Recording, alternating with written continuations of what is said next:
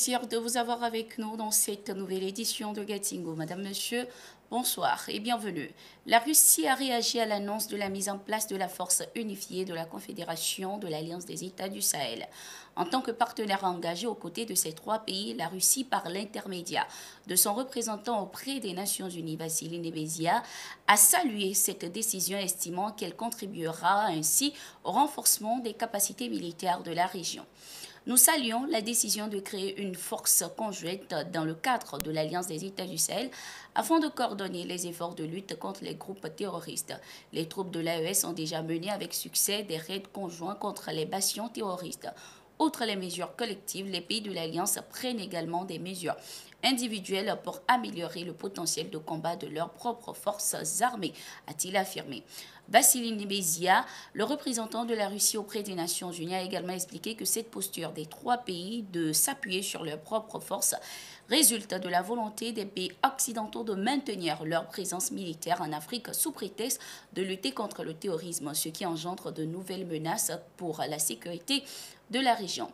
Rappelons que lors d'un entretien, le ministre de la Défense du Niger, le général Salifou Modi, a annoncé la création d'une unité des pays de l'AES, dont le Mali, le Burkina Faso et le Niger, composée de 5000 soldats. Il a précisé que cette force serait bien équipée et formée pour lutter contre le terrorisme, notamment dans la zone des trois frontières. Toujours avec l'AES, à partir du 29 janvier 2025, le passeport de l'AES sera mis en circulation dans les pays membres, à savoir le Burkina Faso, le Mali et le Niger. L'annonce a été faite ce 23 janvier 2025 dans un communiqué du président de la Confédération AES, le général Assimi Goïta.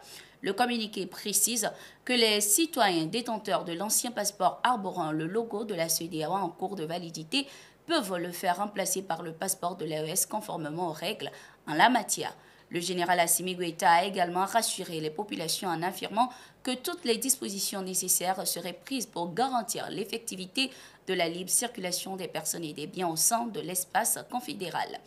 Il convient de noter que la mise en circulation des passeports de l'AES coïncide avec le retrait officiel des trois pays de l'AES de la CEDEAO. Un courriel a déjà été adressé il y a quelques semaines au ministre des Affaires étrangères du Mali, Abdoulaye Diop. Dans ce message, Aliou Touré, le président de la commission de la CEDEAO, a confirmé le retrait du Mali à partir du 29 janvier et a invité le chef de la diplomatie malienne à fixer une date pour une rencontre entre les deux parties afin de régler les derniers détails concernant ce retrait.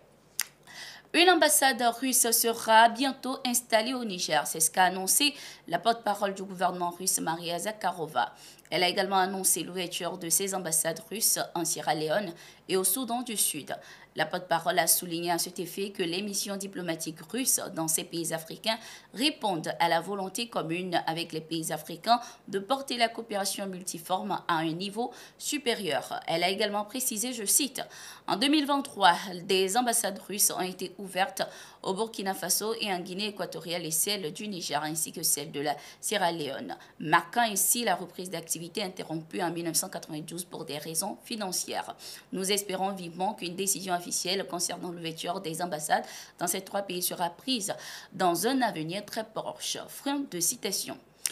Toujours dans l'actualité au Cameroun, un bataillon d'intervention rapide a neutralisé une dizaine de kidnappeurs ayant pris plusieurs personnes en otage. L'opération a été menée dans les départements de la Vina et du Mbéré et s'est soldée par la libération de 7 otages. Au cours de cette opération, après la neutralisation des assaillants, 2836 munitions de guerre, 14 armes de type AK-47, 10 armes artisanales, 18 téléphones portables et une quantité importante de drogue ont été saisies. Le gouverneur de la région de l'Adamwa, Kildadi Tagieki Boukar, a salué la bravoure et la détermination de ces soldats qui ont permis d'avoir cette victoire.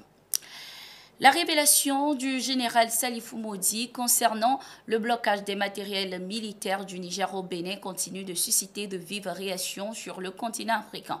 Le professeur Franklin Yamsiwa Cameroun, pour sa part, estime qu'il s'agissait d'un piège tendu en complicité avec les puissances étrangères pour déstabiliser le Niger. Nous suivons.